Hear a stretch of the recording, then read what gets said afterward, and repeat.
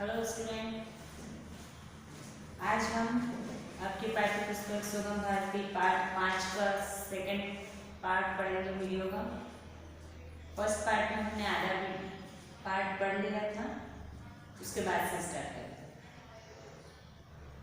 सरदार पटेल सुनते अधिक थे और बोलते बहुत कम थे। वे जब बोलते थे तो किसी महत्वपूर्ण कार्य के क्रियान्वयन की घोषणा करते थे, जो मानव युद्ध घोष के समान ही होता था। किसी भी विषय पर उनकी सहमति प्राप्त करना आसान नहीं था। पूरी तरह चिंतन मनन करके ही वे अपनी स्वीकृति प्रदान करते थे। क्रियान्वयन करना मतलब किसी कार्य को सफलतापूर्वक सिद्ध करना।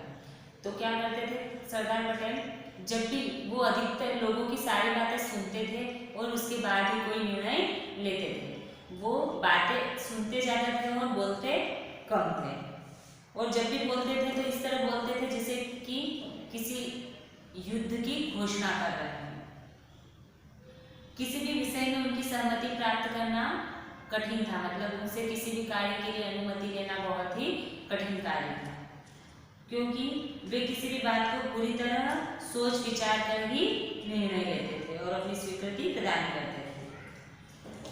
भारत के 150 वर्ष के दास्ता काल में पटेल जैसा व्यक्तित्व उत्पन्न नहीं हुआ, जो मनुष्य की अंतर्निहित शक्ति को पहचानने में गलती न करते हुए कार्य करे तथा उसकी स्वीकृति रूपरेखा एवं संभावनाओं को भाप सके।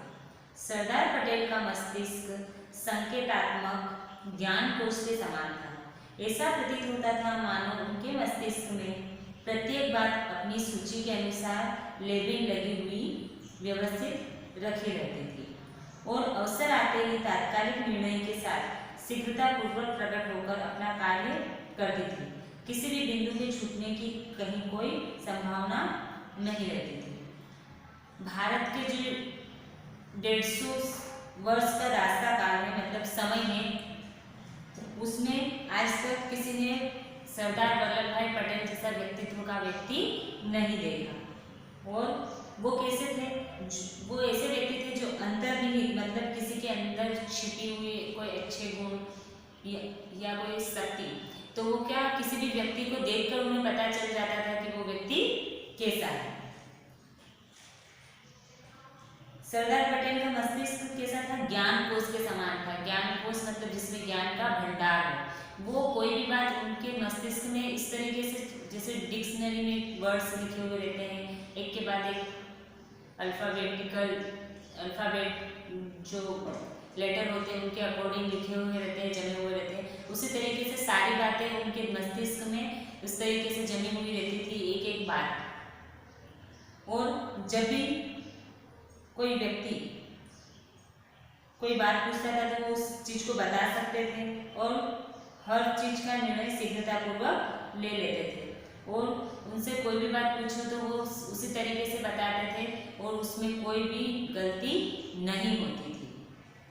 यद्यपि शक्ति को हथियाकर उसका नियंत्रण एवं सटीक संचालन करना तथा हठी विद्रोहियों को नियमानुशासन में लाना उन्हें भली प्रकार से आता था, किंतु उन्होंने कभी भी शक्ति प्राप्त करने की लालसा नहीं की। वह तो उनके हाथ में बलात् थमा दी जाती है।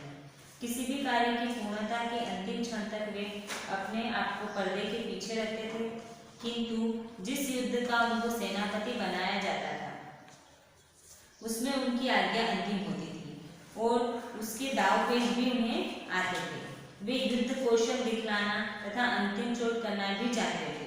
विरोधी व्यक्तियों अथवा दलों की निर्बलताओं को स्मरण रखकर वे अपने मस्तिष्क में सावधानीपूर्वक लेखा जोखा रखते थे और उसी के साथ वे अपने विरोधियों को पछाड़ दिया करते थे। हठी मतलब होते हैं जो जिद्दी, और विद्रोही मतलब जो उनका विरोध करते हैं। दाव पेच मतलब युद्ध की जो नीति होती है वो। कौशल मतलब होता है किसी कार्य में प्रवीण होना। तो क्या करते थे वो अपने जो हठी विद्रोही होते थे उनको किस तरीके से नियम के अनुसार उनको लाना है वो उन्हें बहुत अच्छे तरीके से आता था।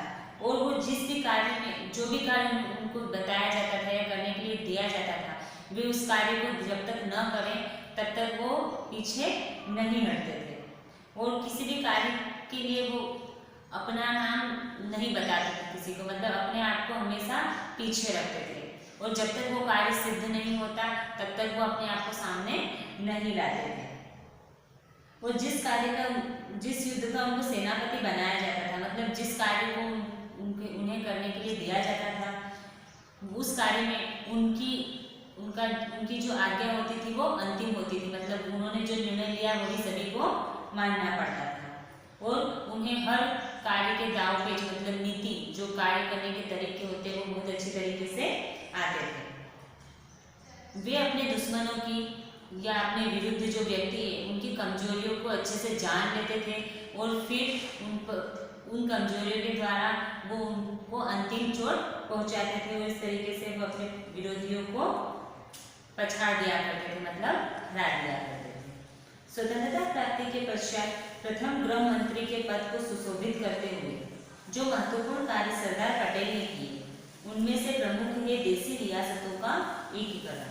अंग्रेज भारत छोड़ते समय 500 से अधिक रियासतों को स्वतंत्र छोड़ गए थे।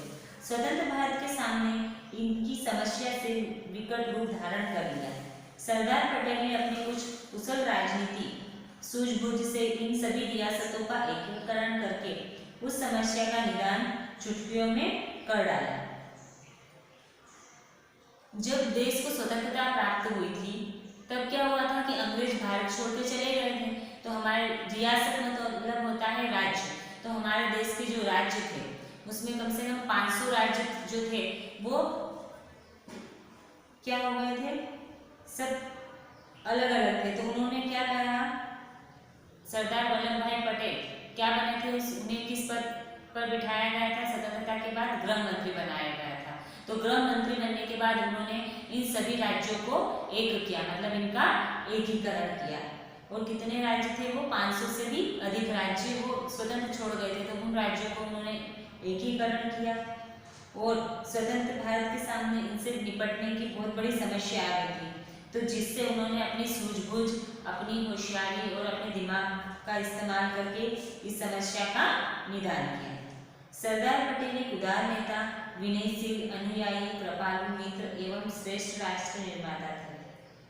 वे अपने चरण दृढ़ता के साथ भूमि पर जमा कर राष्ट्र निर्माण में महत्वपूर्ण शक्ति से योगदान देते थे। जीवन के अंतिम दिनों में वे अस्वस्थता काल में चिकित्सकों द्वारा चेतावनी देने पर भी कि उनकी स्थिति खतरनाक है, पूर्ण विश्राम करें, बिना रुके निरंतर कार्य करते रहे, क्योंकि उनकी यह महती आकांक्षा थी कि भारत अपनी स्वतंत्रता की रक्षा करने में सबल और सुयोग्य बन जाए।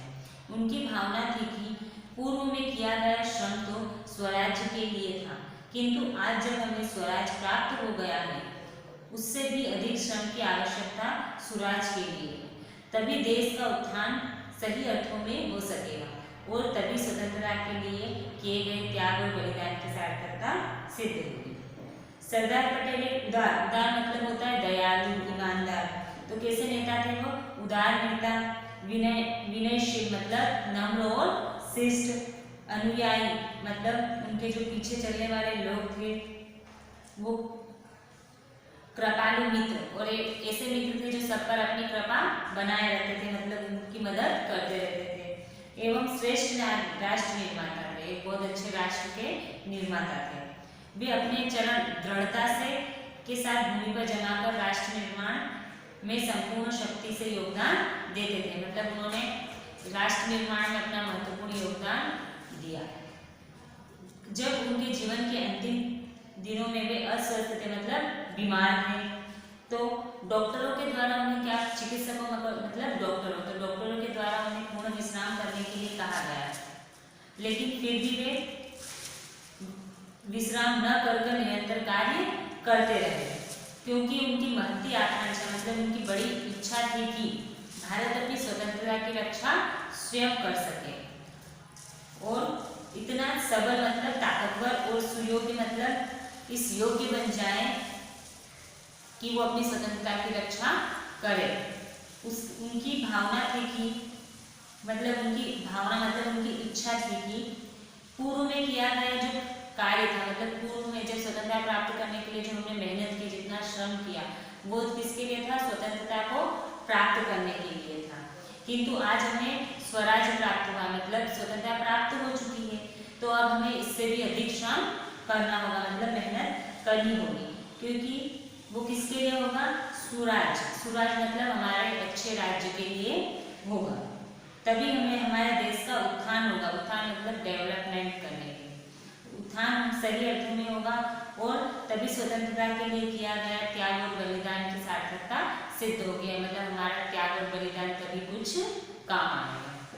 ये पाठ यहाँ पर समाप्त हुआ। इस पाठ में बहुवचन बनाने को दिए गए हैं, एक वचन से बहुवचन, जैसे साथ।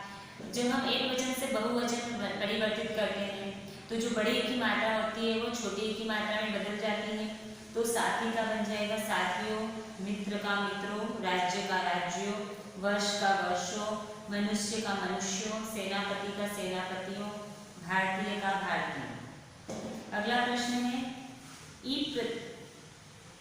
निम्नलिखित शब्दों में उसके सामने दर्शाए प्रत्यय लगाकर नए शब्द बनाना है आपको।